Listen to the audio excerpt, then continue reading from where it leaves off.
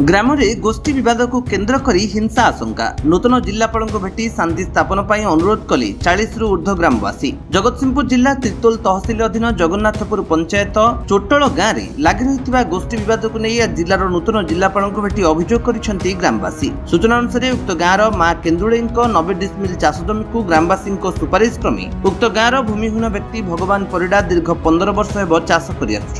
प्रतिवर्ष देय सुचारू रूपे ग्राम फंड को हस्तांतर करती। किंतु चलित वर्ष ग्राम सभार लिखित अनुमोदन पर भी ग्रामर शिवशंकर जेना जोर जबरदस्त उक्त जमी को दखल कर चाष कर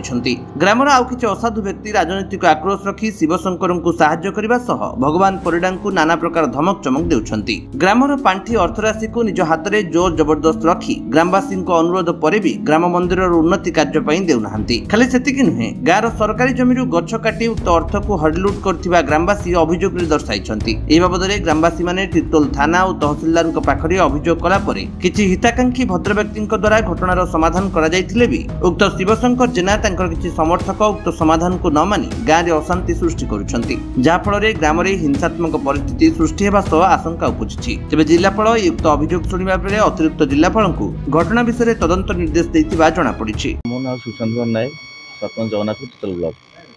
आज आम आसलु कलेक्टर सार देखा भेटिया जे मो पंचायतर चोटल ग्रामर किछि सामाजिक लोक से किसी देवंश जगह को जोर जोर माड़ी बसी चाष कर आम भी द्वारा आम जनईलु तिर्तोल थाना आईएससी जनईलु तापर आम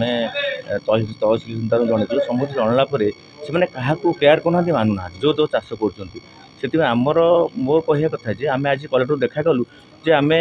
केमी साधारण न्याय पाइबू यही बाबद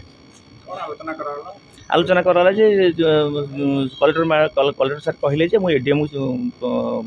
मार्फत करदेली तुम देखा कर भेटी कहला जहाँ आईनगत कार्य निश्चित नि हाँ देखा कलु एडीएम सार कहले ठीक अच्छे मत सार जी रिमार्क कर मुझे विषय निश्चय सार सहित कथा है जहाँ विहित कार्य नवा कथा सागे सागे नौ। विक्रम कुमार परिडा ग्राम चटोल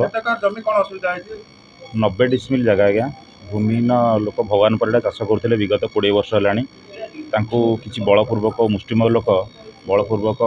जोर जबरदस्त गोटे 10-15 रिजोल्यूशन कर चाष जमीटा छड़े नहीं जेहेतु यहाँ सीजन फसल ए वर्ष माने वार्षिक आहार से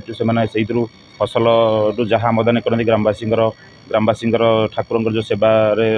पैसा लगे जहाँ भी ठाकुर कार्य लगे पैसा प्रति वर्ष दियंती किंतु ए वर्ष किसी मुष्टिमय लोक जबरदस्ती रिजोल्यूशन फेक रिजोल्यूशन कर जमीटा को अजबरदस्त जबरदस्ती चाष कर 90 डिसमिल जगह को दाबी रखिलु जेहेतु भूमिहीन लोक चाष जमीटा फसलटा अन्य जबरदस्त चाष कर न्याय प्रदान कर सबू जगार द्वारस्थ है लास्ट आसिक कलेक्टर महोदय देखा कलु कलेक्टर महोदय कहले यार विहित कार्यानुष्ठान ग्रहण कर खूब शीघ्र निष्पत्ति ने बोली मार्क कले एडीएम सार को